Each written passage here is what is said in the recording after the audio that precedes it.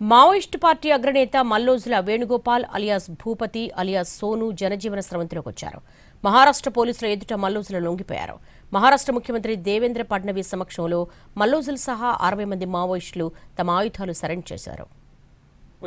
आपल्या AK-47 rifles मान्य मुख्यमंत्री सरांसमोर आत्मसमर्पण करीत आहे. 4 దశాబ్దాల ఉద్యమ ప్రస్థానాన్ని విరమించారు మావోయిస్టు పార్టీ అగ్రనేత మల్లోజుల వేణుగోపాల్. పార్టీ పంథా సరిగా లేదంటూ కొన్ని రోజులుగా బహిరంగ లేఖలు రాస్తున్న వేణుగోపాల్ చివరకు అజ్ఞాతం వీడారు. ఈ మధ్య మావోయిస్టు పార్టీ పొలిట్ బ్యూరో నుంచి వైదొలుగుతున్నట్టుగా ప్రకటించిన వేణుగోపాల్ ఇప్పుడు పూర్తిగా ఉద్యమాన్ని వదిలిపెట్టారు. మహారాష్ట్రలోని గచ్చిరోలీలో ముఖ్యమంత్రి దేవేంద్ర ఫడ్నవీస్ ముందు అధికారికంగా లొంగిపోయారు. మల్లోజుల వేణుగోపాల్ తన ఆయుధాన్ని ముఖ్యమంత్రి ఫడ్నవీస్ కు అప్పగించారు. అందుకు ప్రతిగా రాజ్యాంగం కాపీని వేణుగోపాల్ కు అందించారు ఫడ్నవీస్.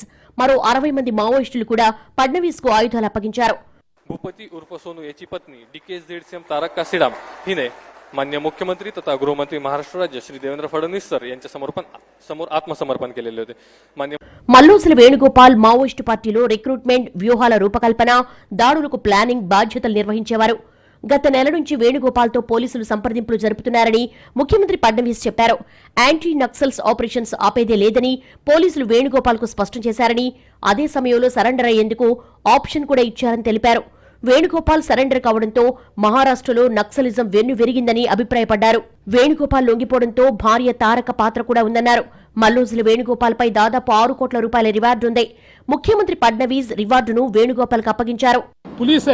वो भूपति के साथ संपर्क बनाए हुए थी और विशेष रूप से तारक का जो भूपति की पत्नी भी है और एक बहुत बड़ी केडर भी है, इन्होंने 1 जनवरी को महाराष्ट्र में आत्मसमर्पण किया. उनके साथ के लोगों ने आत्मसमर्पण किया.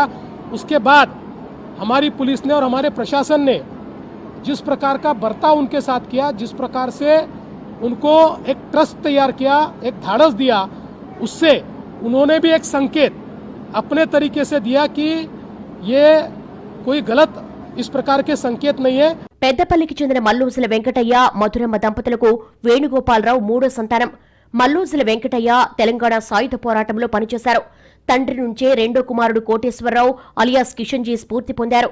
తొలుత కోటేశ్వరరావు అడవి బాట పట్టారు. వేణుగోపాల్ 1978లో ఐటీఐ కోర్సు చేశారు. కరీంనగర్ SRR కళాశాలలో బీకాం చదివారు. అనంతరం ఆదిలాబాద్ ప్రజా సంబంధాల విభాగంలో అప్రెంటిస్షిప్ చేస్తూ తన అన్న పిలుపు మేరకు ఉద్యమంలో ప్రవేశించారు. అన్నదమ్ములిద్దరూ అక్కడే తోటి ఉద్యమకారులను పెళ్లి చేసుకున్నారు.